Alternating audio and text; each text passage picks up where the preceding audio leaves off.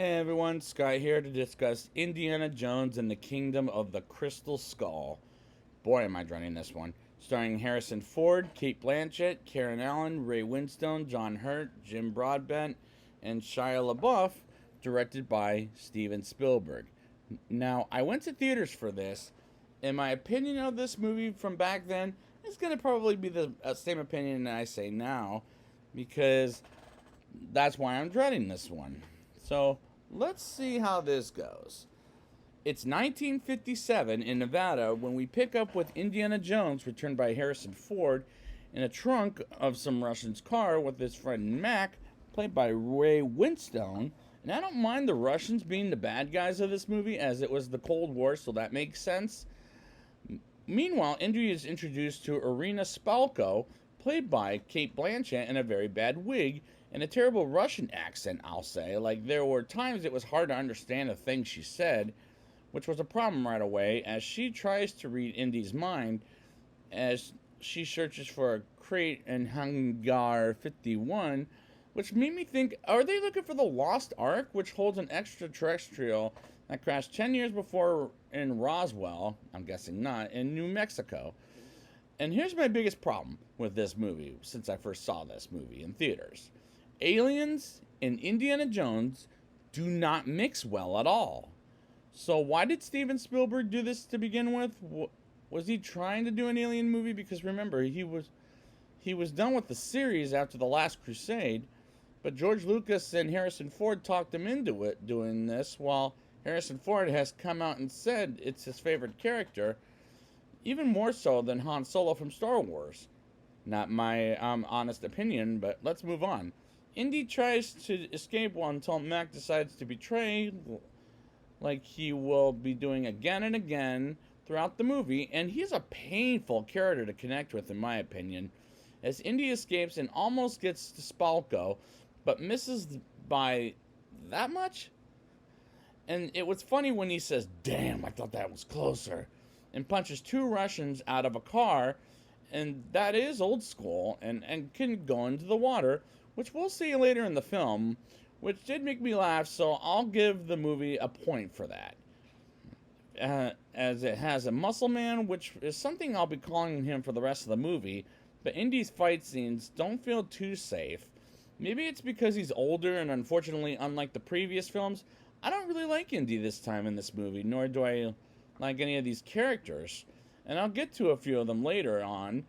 After going too fast, too furious, Muscle Man falls asleep while Indy is wide awake, and we move on to the next day where Indy goes to a small town where the people are mannequins and hides from a nuclear explosion in a fake refrigerator, which was a good idea, I guess, but the way it was executed was poor. But I did like the shot of Indy looking at the explosion, as it looks like the giant mushroom, as it looks breathtaking. I'll give it that. But this opening sequence takes way too long, as it was a 20-minute opening sequence, and this is not the Indy I remember loving in the other movies growing up.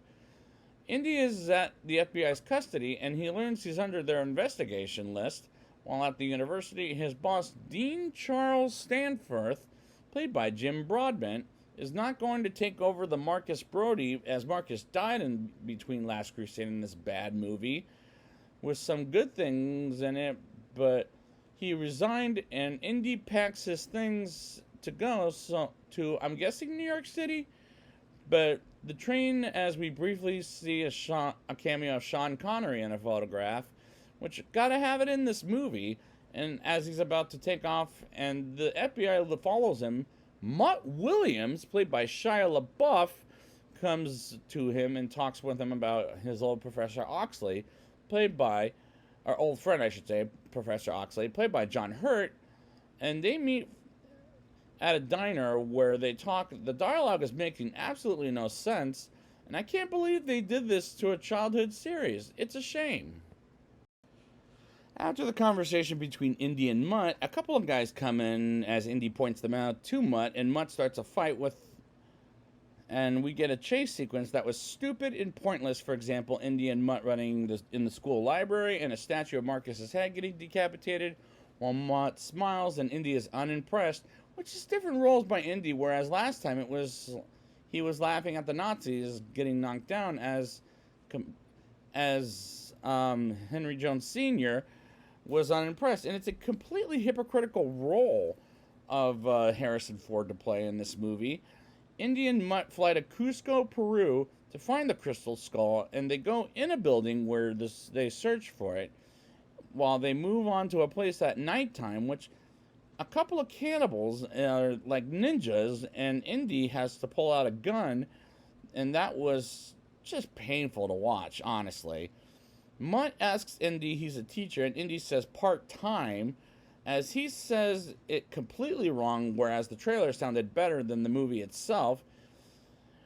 They go in a cave to find the crystal skull, as it looks like the head of a xenomorph from the Alien films.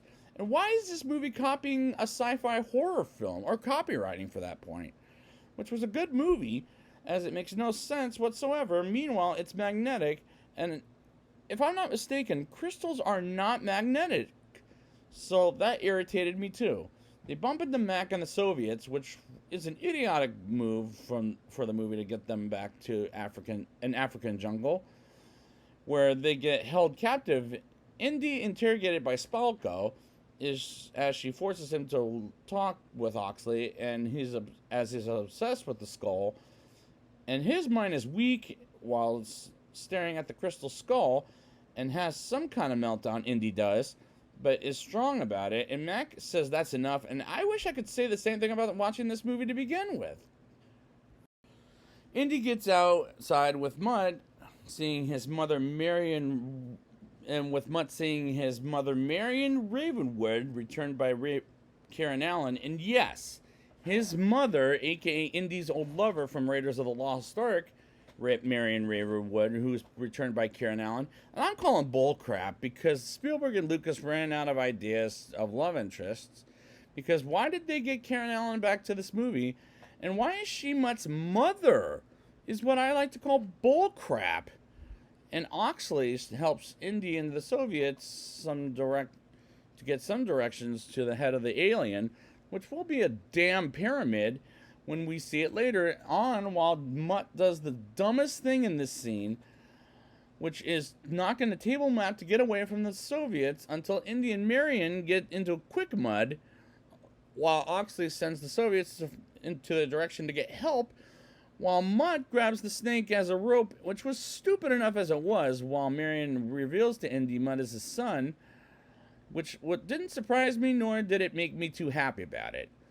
They're in the back of a truck, as Indy and Marion argue over why Indy vanished, and eventually beat up the muscle man and forces him out, and the two drivers out, which was painful to watch, but my goodness gracious, painful. They catch up to Oxley and Spalko and beat up on the Soviets and Mac and hold him hostage, while he says he's CIA, and I'm thinking he's a double agent. And they're throwing the crystal skull all over the place, while Mutt is fighting with swords against Spalko, as that was stupid as well. And when he gets back to their own car, Mutt gets relentlessly beat up until Indy saves his life, and he goes through a bunch of apes, swinging like George of the Jungle, and that was painfully stupid and very bad looking.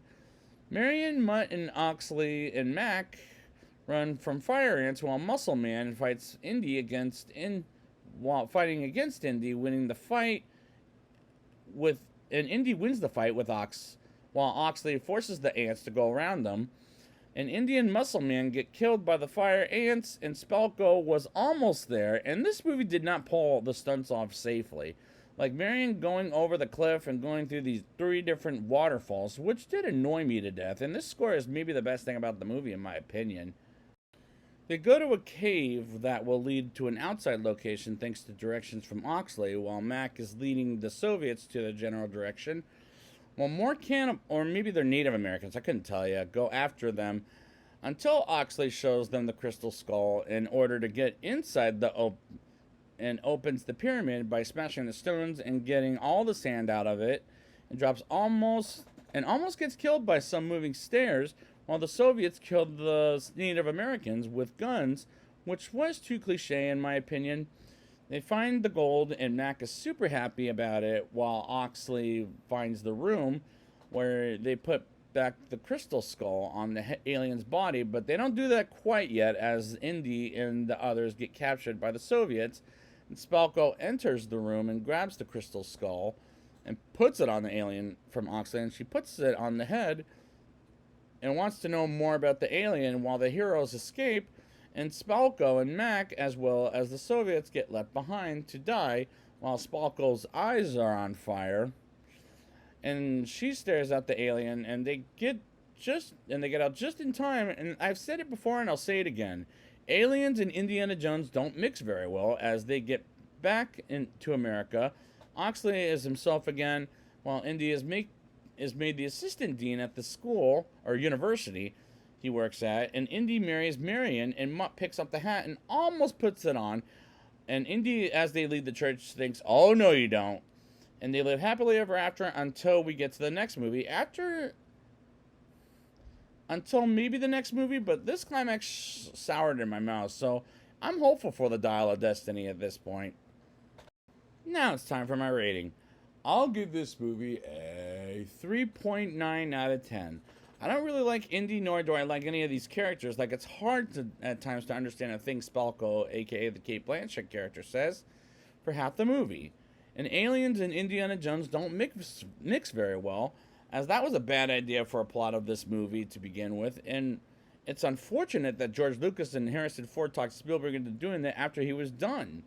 Some of the action scenes are really stupid and pointless, like the motorcycle chase early in the movie, and when they run and trade and often to get the crystal skull and swinging around with the apes, like George of the Jungle, was also very painful to watch. And I blame the fact that the makers of this movie were under budget on the set, which is so unfortunate for a movie to keep going in the fourth of a series.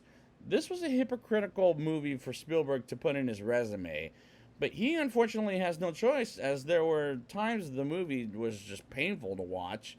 And this is a shameful non-recommendation for a Spielberg film like Amistad and The Lost World Jurassic Park 2. And this is a movie I'm hopeful I never will watch again. So I'd like to thank you guys for joining me, and next time we'll be back with Indiana Jones on the Dial of Destiny. And as it comes out later today at 3 o'clock in the afternoon, and until then, give 'em hell, Indiana Jones!